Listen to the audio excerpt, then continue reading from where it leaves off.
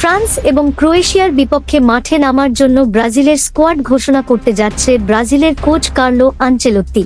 এই ভিডিওর মধ্যে জানতে পারবেন স্কোয়াড ঘোষণার সময়সূচি এবং কিভাবে লাইভ দেখবেন। দেখুন, শুরুতেই আসা যাক ম্যাচের সময়সূচি নিয়ে।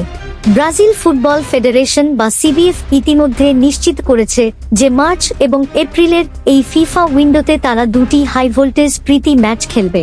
প্রথম ম্যাচে ব্রাজিলের প্রতিপক্ষ বর্তমান ফুটবলের অন্যতম পরাশক্তি ফ্রান্স। এই ম্যাচটি অনুষ্ঠিত হবে আগামী 26শে মার্চ রাতে, যা বাংলাদেশ সময় অনুযায়ী 27শে মার্চ ভোরে দেখা যাবে। ম্যাচটি হবে মার্কিন যুক্তরাষ্ট্রের বোস্টনের জিলেট স্টেডিয়ামে। ঠিক এর কয়েকদিন পরেই অর্থাৎ 31শে মার্চ রাতে ব্রাজিল মুখোমুখি হবে গত বিশ্বকাপের রানার্স আপ ক্রোয়েশিয়ার। বাংলাদেশ সময় অনুযায়ী এই ম্যাচটি অনুষ্ঠিত হবে 1 এপ্রিল ভোরে। এই ম্যাচটির ভেন্যু নির্ধারণ করা হয়েছে ফ্লোরিডার অরল্যান্ডোতে অবস্থিত ক্যাম্পিং ওয়ার্ল্ড স্টেডিয়ামে। এখন কথা বলা যাক বহুল প্রতীক্ষিত স্কোয়াড ঘোষণা নিয়ে।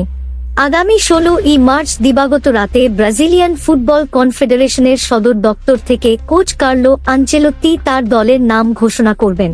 পুরো বিশ্বের নজর এখন এই স্কোয়াডের দিকে, কারণ গুঞ্জন রয়েছে দীর্ঘদিন ইনজুরিতে থাকা পোস্টার বয় নেইমার জুনিয়র এই স্কোয়াড দিয়ে আবারও জাতীয় দলে ফিরতে পারেন। নেইমারের পাশাপাশি তরুণ সেনসেশন এন্ড্রিক, ভিনিসিয়াস জুনিয়র এবং তারকাদের উপস্থিতি নিশ্চিত বলেই ধরা হচ্ছে। তবে ইনজুরি এবং ফর্মের কারণে দলে কিছু নতুন মুখ আসার সম্ভাবনাও রয়েছে। এখন প্রশ্ন হচ্ছে, আপনি এই স্কোয়াড ঘোষণা সরাসরি কিভাবে দেখবেন? ফুটবল ভক্তদের জন্য খুশির খবর হলো সিবিএফ তাদের অফিসিয়াল ইউটিউব চ্যানেল অর্থাৎ খবরতে এই পুরো সংবাদ সম্মেলনটি সরাসরি সম্প্রচার করবে। 16 মার্চ রাতে আপনি ইউটিউবে গিয়ে সিবিএফ টিভি সার্চ করলেই লাইভ স্ট্রিমটি পেয়ে যাবেন। এছাড়াও ব্রাজিলের অফিসিয়াল ফেসবুক পেজ এবং ইনস্টাগ্রাম হ্যান্ডেলে তাৎক্ষণিকভাবে স্কোয়াড লিস্টের গ্রাফিক্স পোস্ট করা হবে। যারা ইন্টারনেটে সরাসরি নিউজ পেতে চান তারা সিবিএফ এর অফিসিয়াল ওয়েবসাইট ভিজিট করতে পারেন। 5 বারের বিশ্ব চ্যাম্পিয়নদের এই নতুন পথচলা শুরু হতে যাচ্ছে এক কঠিন পরীক্ষার মধ্য দিয়ে। একদিকে কিলিয়ান এমবাপ্পের ফ্রান্স এবং অন্যদিকে লুকা মদ্রিচের ক্রোয়েশিয়া।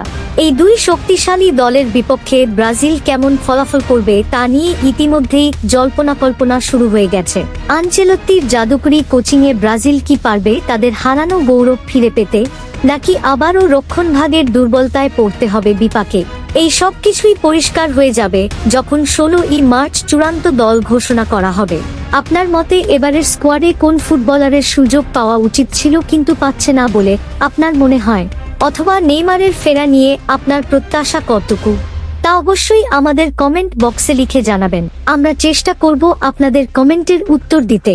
ব্রাজিলের পরবর্তী ম্যাচগুলো মার্কিন যুক্তরাষ্ট্রের মাটিতে হওয়ায় সময় কিছুটা এদিক সেদিক হতে পারে, তাই নিয়মিত আপডেট পেতে আমাদের সাথেই থাকুন।